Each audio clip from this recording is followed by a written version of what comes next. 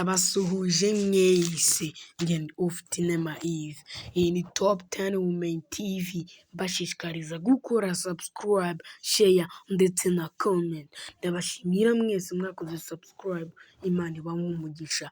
Umunsi twabihitiyemo kubabwira ibihugu 10 bidafite amahoro mu isi.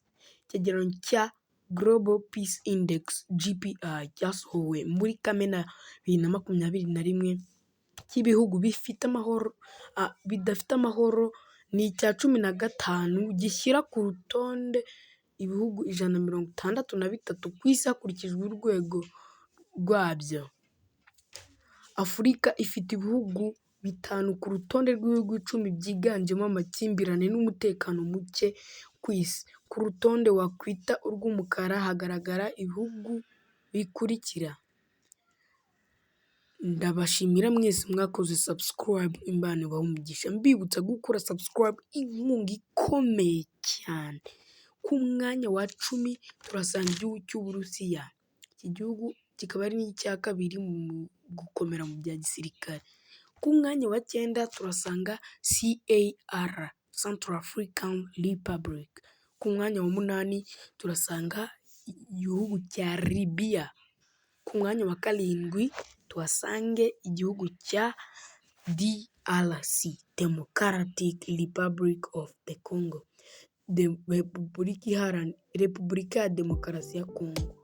Ku mwanya wa 6 turahasanga igihugu cya Somalia. Iki gihugu nacyo kikaba kirimo intambara nyinshi cyane. Ku mwanya wa 5 turasanga Iraq.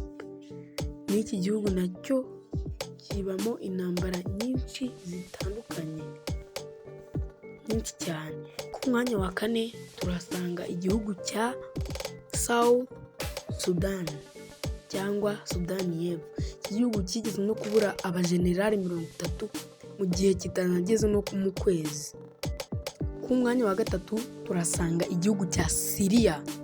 Iki cyo noneho iki ngiki cyakagombye kuza ku mwanya wa mbere kuko aricyo cya mbere kibamo intambara zidashira. Ku mwanya wa 2 turahasanga igihugu cya Yemen. Nacyo ni igihugu kibamo intambara cyane, niyo mpamvu cyanaje no kuri uyu mwanya. Ku mwanya wa mbere number 1 turahasanga igihugu cya Afghanistan. Iki gihugu cyo kiranazwi kubera n'amahoro make. Ejo bundi cyafashwe n'abataliban, ubu ngubu kiyobowe n'abataliban. Ndabashimira mwese mwakoze subscribe kandi mwanakurikiye video. Imana ibahe umugisha. Mbibutsa ko ari inkunga ikomeye cyane. Ciao ciao, njye nari Ufiteinema Yves. Ciao ciao.